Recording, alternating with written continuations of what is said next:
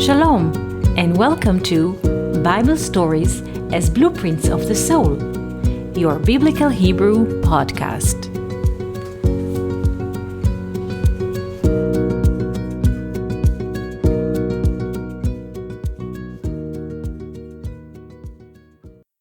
Shalom and welcome to our Biblical Hebrew podcast.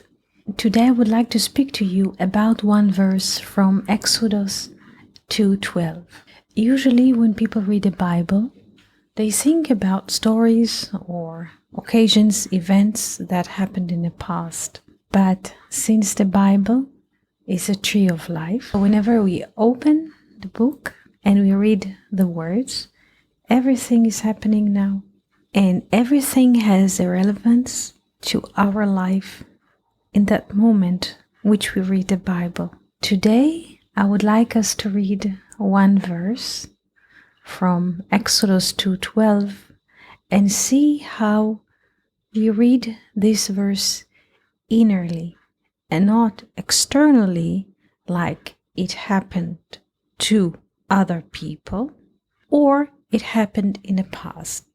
All of those ways to read the Bible as botanical, zoological, geographical, historical, those are external ways to read the Bible. So let's read the Hebrew and see what the Bible tells us. In general, Genesis 2 deals with the fact that Moses is growing. The baby that was found by the daughter of Pharaoh is named by her Moshe, and the reason for the daughter of Pharaoh to name him Moshe, Moses, because she pulled him from the water of time. Kimin hamayim meshitihu. Meshitihu, I pulled him. This is why she named him Moses, Moshe. Mem, Shin, He.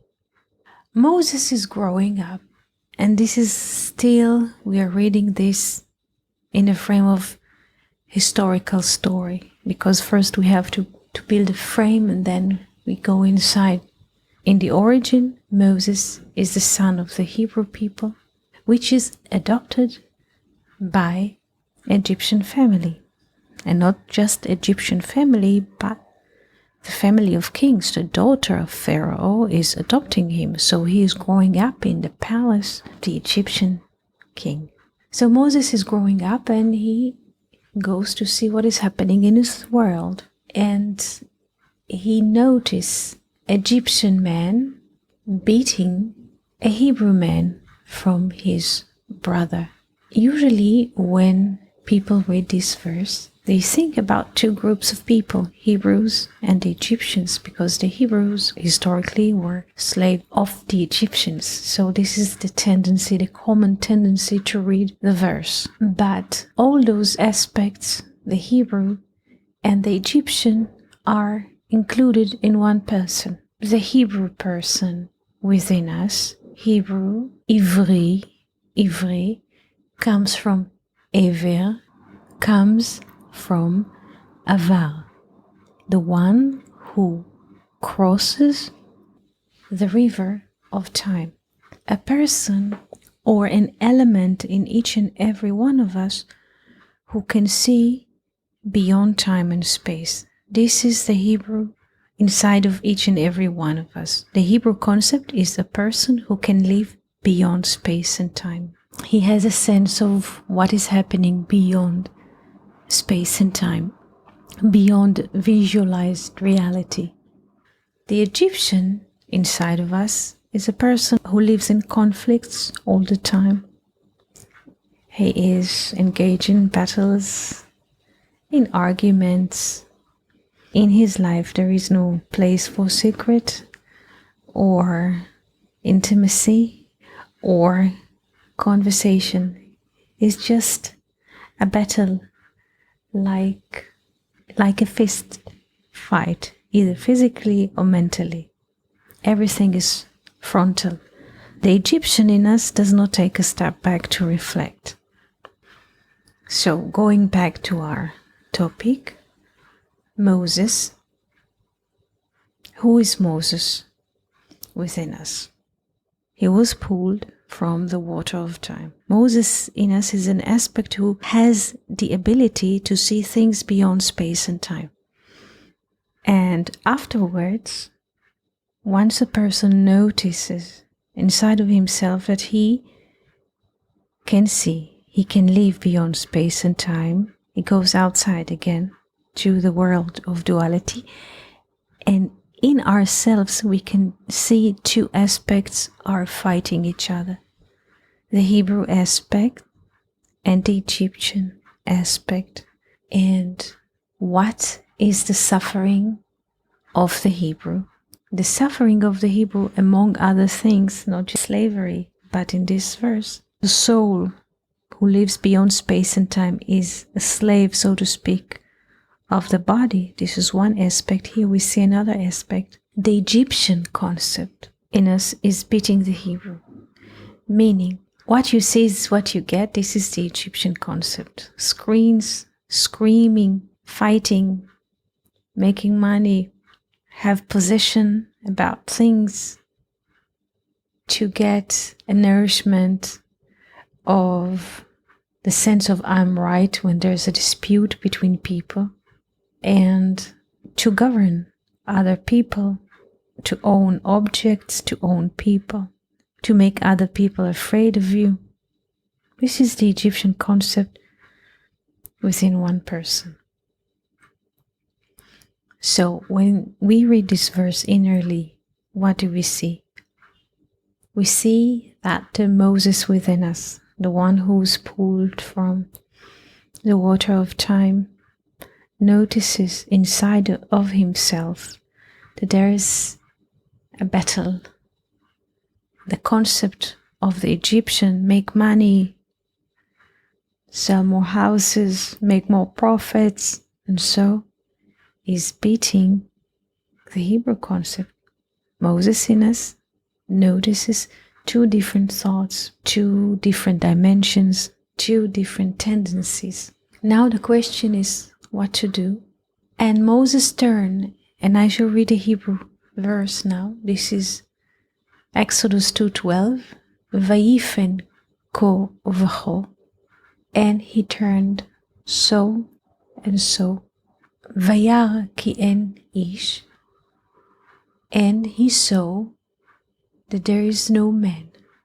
Ish in Hebrew is not just man in English. The word ish reflects few things. Ish, fire, Aleph Shin. Yesh, Yod Shin, entity. Moses looks at this way and that way, and he sees there is no man. Ish, Vayar ki en ish. There is no third component. There are two rivals, so to speak, inside of him, the Egyptian and the Hebrew. 2 points, one line between them, and there is no man. There is no third component. From this situation, we cannot build a triangle. A vessel need 3 points at a plane. So, what does he do? Vayach et hamitzri, he beats the Egyptian. Vayitmenehu b'chol, and he put him in the sand. First of all, as we said before, this is not a verse that happens in the past, it is happening right now. What does it mean to beat the Egyptian and to put him in the sand? The Egyptian, please pay attention, in Hebrew, ha-mitzri. Ha-mitzri. Hey at the beginning is like the in English, and Mitzri is Egyptian. So Ha-mitzri is the Egyptian. When we convert those letters into numbers, or we give the word Ha-Mitzri, the Egyptian, a value, we get the value of 345. 345 is also the value of the name Moshe, Moses in English. And this equation shows us how the Bible is written in an inner way. Moses is his name, but the Egyptian aspect inside of him also has the value of 345. And this verse is not a physical verse. Somebody beat somebody and put him in the sand. This is not a thriller or suspense movie. So what does it mean? This is allegorical speech. Sand, by its nature, scatters to many, many grains, infinite grains. It's not one unit. It separates. Once a person is walking on the sand or on the shore, everything moves around and scattered. The Egyptian, the concept of Egyptian in us is always to scatter, is behaving all the time in a sense to create more conflicts and more expansion within conflicts and more disputes. So the Moses in us chooses to cancel this aspect in us. This is the Egyptian Ha-Mitzri, which has the value of 345, like the value of the name Moses. So Moses in us has the ability to cancel, so to speak, his shadow, his other side, and to put him in the sand. What does it mean to put him in the sand? To bring him back where he belongs, in scatteredness. This is a not literal reading of or linear reading of the Bible. This is an inner reading. Moses is inside of us. Moses in us can have the notion of liberty, of freedom, of the life of the Spirit, a non-linear life. Now, after Moses cancels the Egyptian concept within him, now the question, how does this verse is reflected in our life? Many of us are caught in different situations that we don't like, whether at work or a situation in families or between friends.